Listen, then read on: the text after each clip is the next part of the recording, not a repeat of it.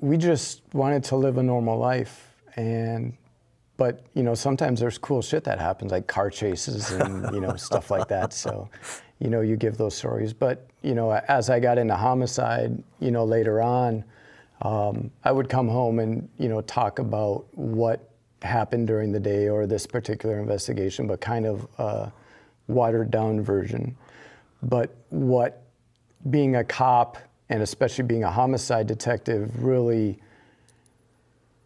was a detriment to me was how I treated my, you know, wife and kids. I was, you know, very overprotective because we're always in the red, you know, as cops. You know, we're always hypervigilant. We're always looking around, trying to see, you know, trying to figure out what angle someone's doing, or, you know, is this guy that's, you know, just driving next to us, is he, you know, someone that knows me, wants to hurt me, or right. wants to carjack us? So, right. yeah.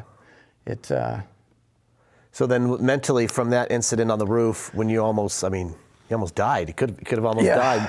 Plus the malfunction in the gun or the misfire, that just adds a whole nother brain fuck to the equation. Yeah. So then what, did that change then? Your desire to be a cop, how you work, did that change anything? It didn't change my desire to be a cop.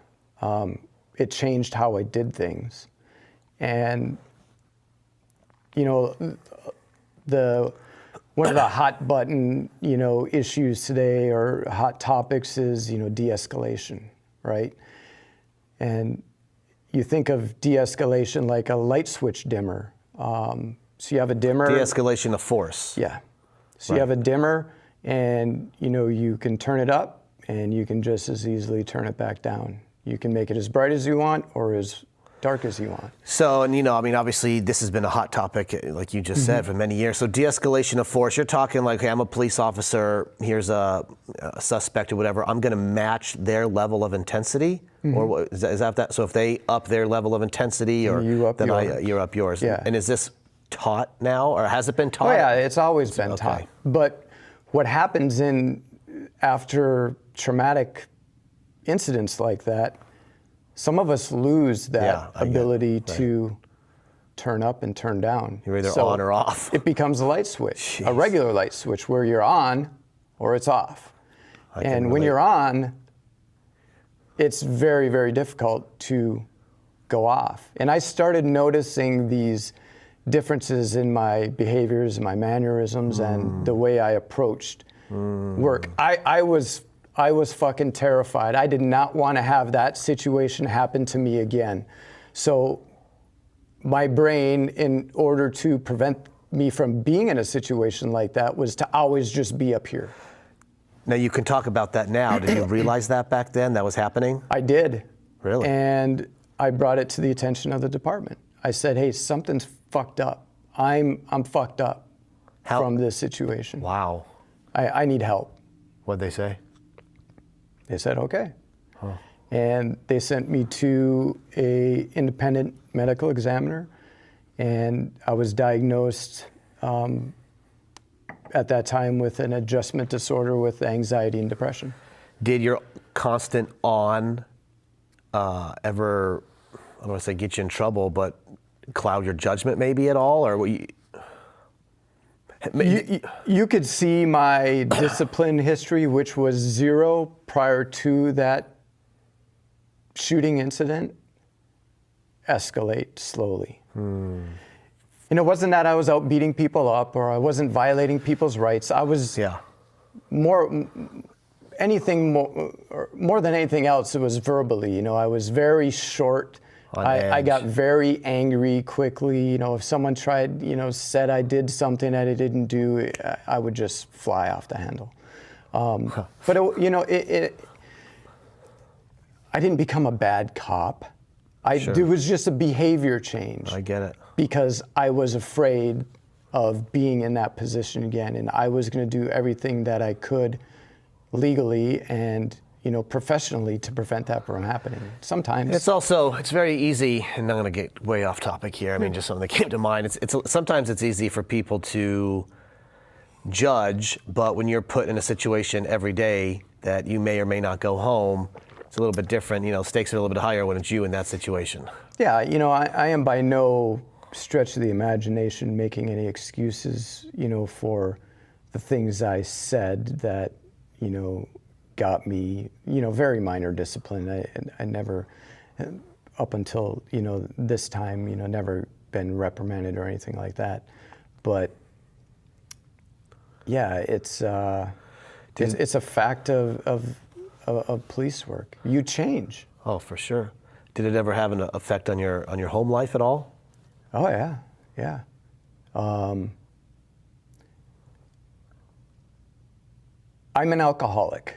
My grandfather was an alcoholic. My father was an alcoholic, and it wasn't to where I would drink every day. I wasn't a violent drunk. As a matter of fact, everyone's like, I miss drunk Kurt.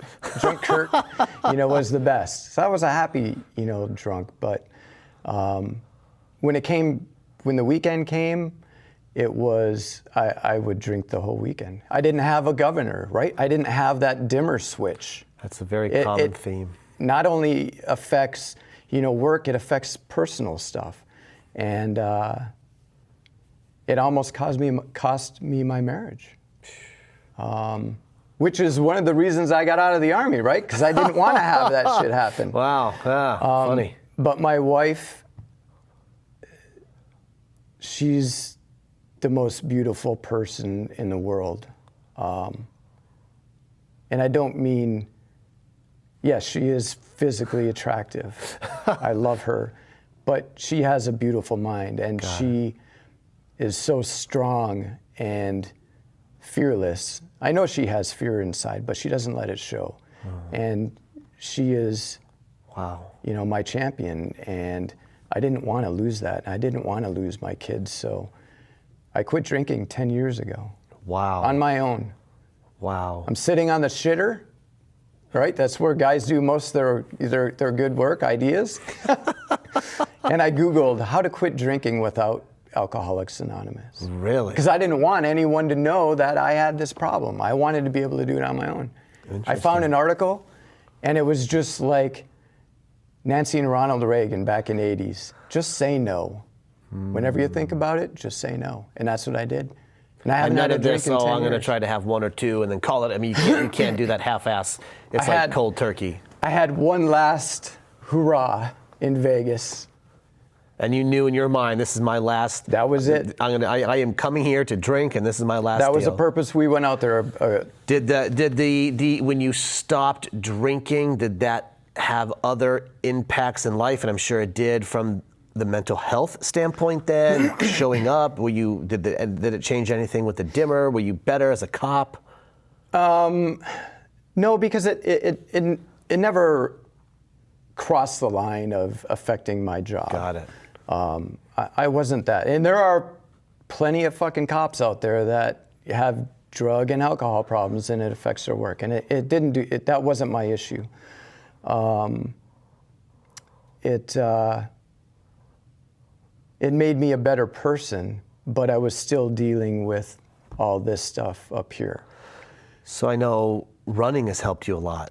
Yeah, it's like when I quit drinking, I started, shortly thereafter, I started doing CrossFit. Because for me, it was, I had to get rid of an unhealthy habit. You have to replace it. And replace it with something healthy. And I have an addictive personality. I don't have a governor anymore. So when I do something, I do it. I'm just going to do it, So I quit drinking and, started working out. I joined my buddy, he started a CrossFit gym. And I did that for a number of years. Did that help with the mental health aspect? Yeah. Being physically active is a huge part of mental health. And you get to get your aggression out, if you have aggression. You get to get your emotions out, the crying and the screaming and all that stuff. So it was huge. So as your 20-year career kind of comes to an end, do you see, two things. One, what's the next chapter in your life look like? I don't know. I really would like to do something with first responders and mental health, because there are thousands of us that are dealing with post-traumatic stress, anxiety, depression, and everybody's quiet about it. No one talks about it until it's too late. We don't need any more soldiers and cops killing themselves. And that, I think, is going to be something that I will get involved in. How? I don't know yet. Wow. I don't even know how to start it. Wow. But it's something that's near and dear to my heart because I've lived it, and I'm still going through it. But the only way to make it better and make it less of a stigma is if more of us come out and talk about it. Put it in the spotlight. Yeah. Yeah, and I remember, and I've said this because it's always a thing that comes up. You know, when I got out of the military, I got out in 06, a lot of this talk wasn't a talk. Yeah. Nowadays, I think military only speaking, I think it's more in the spotlight. But when I got out, it was like, here's a few classes, slap on the ass, thanks for playing, see you later. No talk about any of that shit. Yeah. Nowadays, it's a lot more. I think, 2012, 11, that time, it started becoming more and more talk, at least in the military circles. Well, if you think about when our grandfathers and our fathers came back from World War II in Vietnam, they never talked about that shit. Shell shock. Yeah.